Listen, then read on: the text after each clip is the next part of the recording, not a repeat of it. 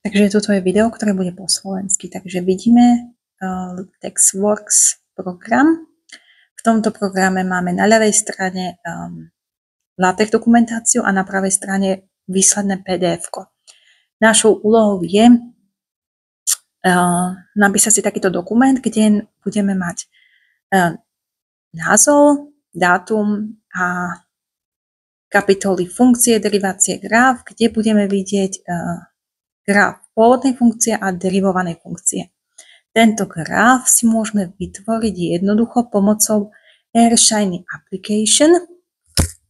Jedná sa o Air program a táto aplikácia je vynikajúca, pretože ten graf si môžeme uložiť priamo ako fotku alebo ako malý súbor. Takže toto je RStudio. V tomto programe budeme písať náš kód. Ide o to, že je to AirShiny aplikácia, ktorá bude vyzerať asi takto. Tu nám bude derivácia funkcie a jej graf. Čiže pôvodne som tam dala cosinus funkciu, ale tú funkciu samozrejme, že si môžeme napísať, zmeniť. Napríklad dáme si tam sinus a pomocou tlačítka štart vidíme tú funkciu fx, aj derivovanú funkciu a graf. Takže trochu tam máme odseknúto z toho grafu, ale nevadí. Túto aplikáciu si môžeme otvoriť aj v browseri, to znamená, že v našom prehľadávači. Takže úplne krásna shiny aplikácia, kde si môžeme vytvoriť krásny graf. Takže akúkoľvek funkciu tam zadám, tak mi to vykreslí tú funkciu a jej deriváciu. Čiže veľmi dobre na precvičovanie matematiky. Takže keď si to uložím, ten graf, tak ho už môžem mať krásne vo svojom PDF-ku v latexovskom dokumente. Čo k tomu viac dodať? Asi len to, že tá AirShiny aplikácia nám pomôže vygenerovať krásne grafy napríklad a jednoducho si to môžeme, už keď si vygenerujeme nejaký graf, jeho deriváciu napríklad, tak si môžeme použiť do svojej bakalárskej práce napríklad a vytvoriť krásnu bakalárskú prácu. Takže to je super. Tu už vidíme zase tú istú aplikáciu, takže nebudeme sa opakovať a nechajme tu video trochu ísť.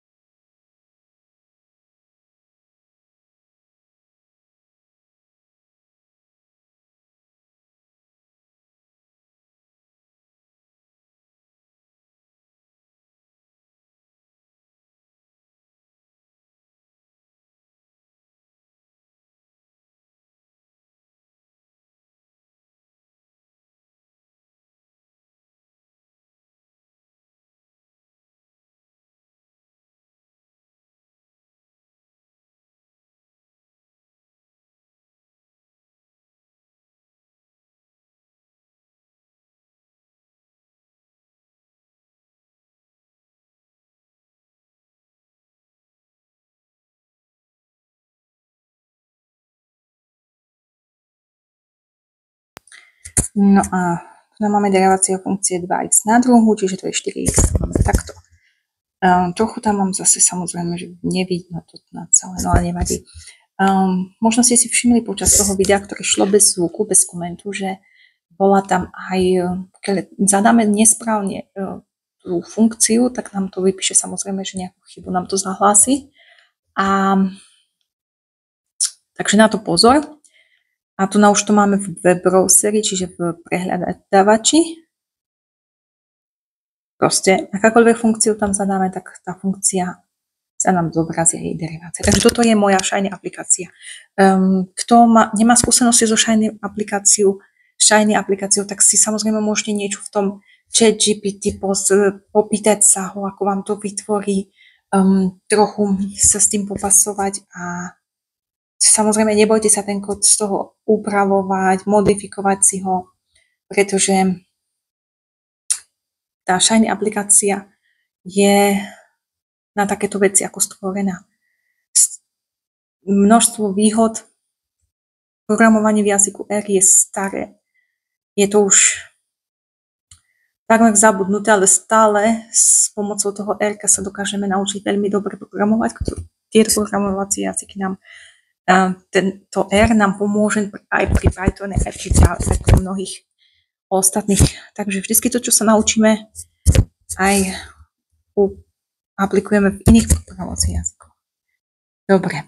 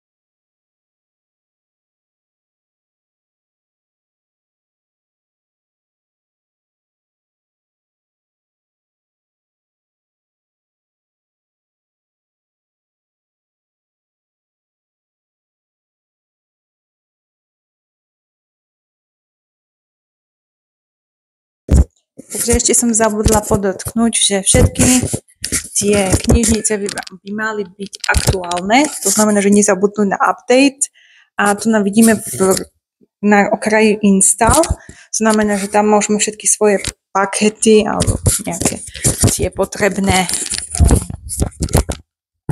library inštalovať. Takže ako to vyzerá v praxi, tu vidíme update packages a tu si môžete zaškrtnúť, ktorý paket potrebujete updatenúť a je to hotové. Takže úplne jednoduché. A